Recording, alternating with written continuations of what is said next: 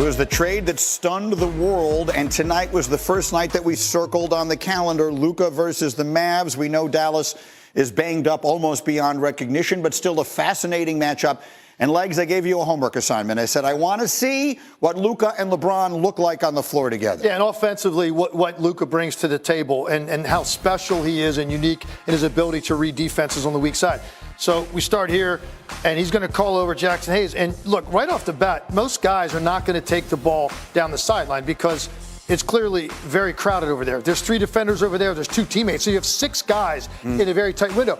No problem. That's exactly what Luka wants to do. And the reason he wants to do that, he wants to keep Jokic on this side of the floor because he knows if he can get it to the weak side, now they're going to have to make some decisions over here with these 2 defenders. So as he goes, right here, you can already see, look at Luka's eyes. You know what he's looking at? He's looking dead at Michael Porter Jr., and then he's looking at LeBron James. He's already looking at that. And look at the size around him, and you think, that's a tough angle. How's he going to make this pass? He knows right now Jackson Hayes on this hard dive is going to make Michael Porter Jr. pick him up. That means that on top, Aaron Gordon Jr. is going to have to be the guy to close out if he can get this ball to here on a rope. And if Aaron Gordon Jr. is closing out from the top side, that means LeBron James has a free drive to the rim. And that's exactly what Luka does. And there's 3 guys in the league can make this pass, and they're all playing in this game. LeBron, Luka, and Jokic. And here it is. Ball goes to the other side on a rope. Aaron Gordon closes from the top side. LeBron's got the entire baseline drive.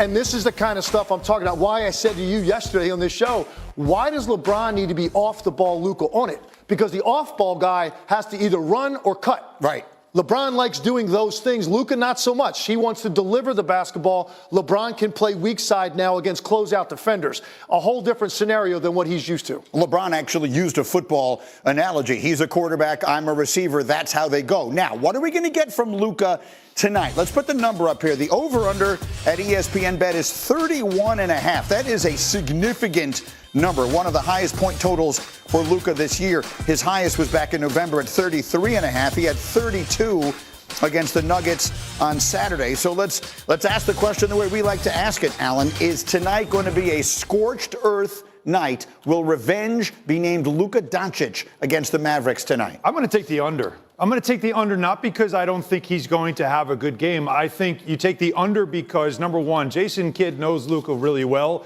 and so do the rest of that Mavs team. They're not going to let him get off. They're going to do everything they can to control him. They saw the tape from that Denver game. They know what to see. So that's why I don't think this is going to be a scorched earth game. But wouldn't you love to see him, Legs, get on a heater and then all of a sudden turn to Jason Kidd, rip up his jersey, show a 4-pack. We know it's not 6, but a 4. And then just say to him, like, you didn't want me? Like, I'd love to get that kind of drama. But remember, they still have to go to Dallas, and I think that's the game you'll see a little more drama. I completely disagree. Okay. I think Luka's going to go nuts tonight. I mean, he was so upset by this. I was reading the stuff of Dirk had to go there for his first game because he wanted to sort of support him a little bit. I think that Luka is going to want, and the Lakers are going to want him to go nuts. I would pound the over on that. I'm in the middle between you guys. I think that's his mentality.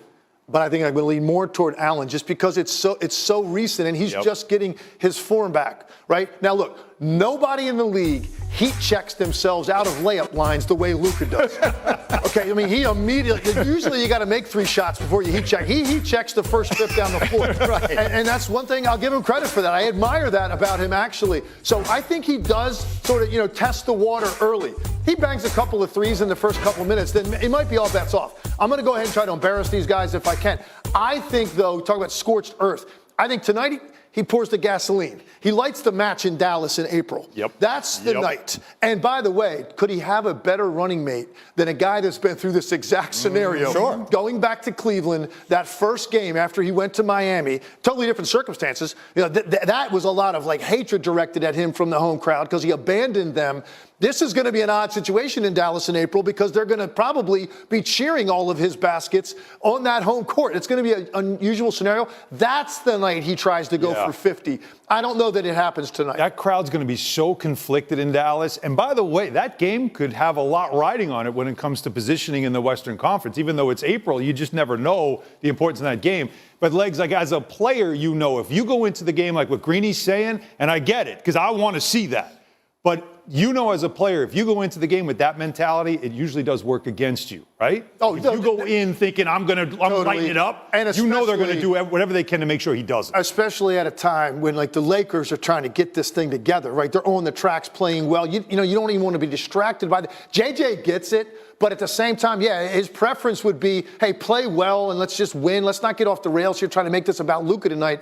I think that would be a mistake on the part of the Lakers. But again, it's really on Luka. He's going to take some deep threes early. Mm-hmm. And if he hits those, it might change the way he approaches the night. Did I miss a meeting? Didn't the Mavericks just lose by 40 at Golden State? I mean, you think the Lakers are worried about winning this game? No, but here's the Mavericks are playing nobody. Yeah, but also to your point, so they get up 25-30 in the first half. Well, Luka's not going to stay in the game in the second half. He's not going to, not in that scenario. You know what Luka wants more than anything? He probably, and he doesn't have any animus toward Anthony Davis. Don't you think he'd much rather get a ball screen and a switch with Anthony Davis on him in Dallas, okay, to remind people? This is your king? Yeah, right, exactly. I think he would like, hey, Hembo, what is the biggest point total that Luka has had this year? That's what 45, I want to know. What was it? It was 45. 45. So now I will predict he goes for 46 tonight. We'll see what winds up happening. Okay, let's play a game of Believe It or Not. We'll be here tomorrow morning. We'll see what happens. Let's play Believe It or Not. Let's go back to those Warriors I just mentioned briefly. Legs. If I said Steph Curry and Jimmy Butler can lead the Warriors on a deep playoff run, we'll define that as winning 2 series. You believe it or not? I believe it, because I think right now there's a group of teams that are capable of doing that. A lot of it's going to tend to matchups and seeding, but look, there's no doubt there's a totally different energy and a belief about this team. And Jimmy Butler also tangibly gives them something in their offense they desperately needed. The ability to get to the line, slow the game down, set up their defense. Agree? The Butler bump. I mean, we've seen it. Minnesota broke a 13-year playoff drought when they traded for him. Miami got the 2 finals. I mean, everywhere he's gone, you have seen the bump. Philly, by the way, the Sixers, when he got there, got to a Game 7 against the eventual champions on a bad bounce. That's what he does when he first gets to a team. That's what you can expect. Next one, Han, is for you. If someone were to say the Celtics, despite being well behind Cleveland in the standings, remain the team to beat in the Eastern Conference, you believe it or not? I believe it, and it's not to be disrespectful towards the Cavaliers and what they've done. This is all about the fact that the Celtics are the defending champs, and they got to that point figuring out some of their own problems. And how about Jaylen Brown saying that we're reminding ourselves what we're doing and what we're playing for? We're playing for greatness. And then he mentioned how he's looking forward to kicking a bunch of teams' butts. What do you think? That tells you that they're locked in right now. I think you have to believe it, because they were inarguably the best team in the league a year ago. They dominated the league. They won the finals relatively easily.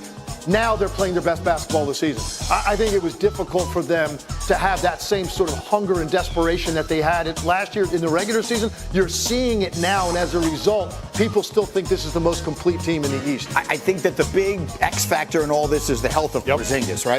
It was the trade that stunned the world, and tonight was the first night that we circled on the calendar. Luka versus the Mavs. We know Dallas is banged up almost beyond recognition, but still a fascinating matchup. And Legs, I gave you a homework assignment. I said, I want to see what Luka and LeBron look like on the floor together. Yeah, and offensively, what Luka brings to the table and how special he is and unique in his ability to read defenses on the weak side. So we start here, and he's going to call over Jackson Hayes. And look, right off the bat, most guys are not going to take the ball down the sideline because it's clearly very crowded over there. There's 3 defenders over there. There's 2 teams.